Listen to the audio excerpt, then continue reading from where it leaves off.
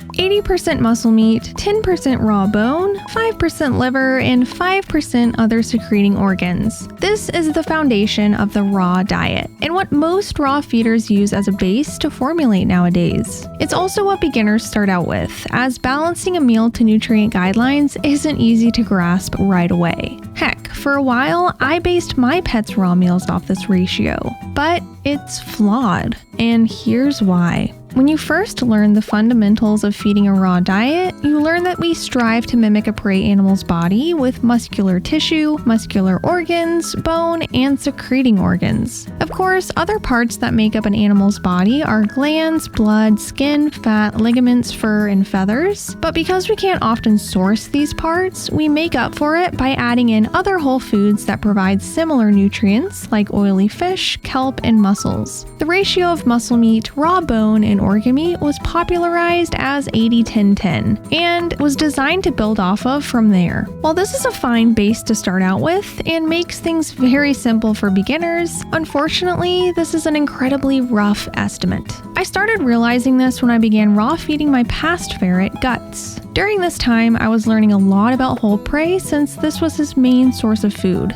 One day, I ordered a handful of different prey animal species and was so excited to provide a wider variety, because at the time, my ferret was just eating mice and chicks. I thawed a rat first and presented it to him. I was excited to see what he would do, but he just sniffed it and went back to sleep. My first thought was to remove the GI tract in case it was off-putting, and also to expose some flesh. I cut down the middle of the rat, and it was this moment when I realized just how many organs there actually are in an animal's body. I had to do this with many of the new whole prey animals I got them, and this also made me realize that some species seem to have more bone than just 10% as well. I began to wonder, what are the actual ratios of a prey animal? Well, let's try to analyze it, starting with the organs. Sure, the liver may be close to 5% of the entire body, but there are multiple other secreting organs in there, like the kidney, spleen, pancreas, thymus, reproductive organs, brain, and eyes. And these take up way more than just 5% of the body. Now, let's not forget about muscular organs like heart, tripe, lungs, gizzards, and trachea either. While these aren't classified as secreting organs, they still make up a good portion of a prey animal's body. This is why, in my opinion, they should have their own portion of the muscle meat percentage, not just as a suggestion to add into the muscle meat portion. When it comes to bone, for some animals, this seems to take up a little more than 10% of the body. Seeing the skull, spine, and breastbone of some prey animals made this more apparent to me. So let's talk about what 80-10-10 should be closer to.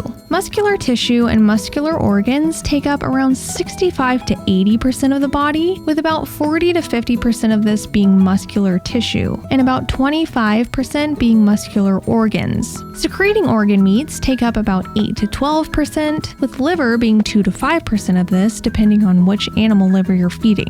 This leaves the bones ranging from 6 to 12%, which can depend on how much organ meat is being supplied, since bone aids in firming the stool while organ meat loosens it. The lower bone percentage and higher muscle meat percentage is a better range for cats in particular. Now, I know how difficult sourcing many of these parts are, so I really don't want to overwhelm owners who are just trying to get their pet on a better diet. If you can only provide 10% bone, 80% muscle tissue, 5% liver, and 5% other secreting organ, that's okay. Just remember that you'll probably need to use a little more whole foods and maybe even synthetic nutrients to balance the meal completely. And for those who actually balance to NRC guidelines and analyze the nutrients in each food that you feed, these percentages may change depending on the parts that you have. For instance, if you're feeding beef liver, the liver percentage would be more like 2% rather than 5% because of how much copper it provides. So, after analyzing my own prey animals, as well as agreeing with other fellow raw feeders, the new ratios that I suggest for dogs and ferrets is 50% muscular tissue, 25% muscular organs, 12% bone, 5% liver, and 8% other secreting organs. And for cats, it's slightly altered to 55% muscular tissue and 8% bone. While this is just another estimate, it's one that I believe will provide a bit more animal-based nutrients naturally. What really matters though is that you're providing all essential nutrients and not giving too much in excess. If it starts feeling too complicated, you can always feed whole prey a few times a week and let nature balance for you. Watch this video to learn more about whole prey.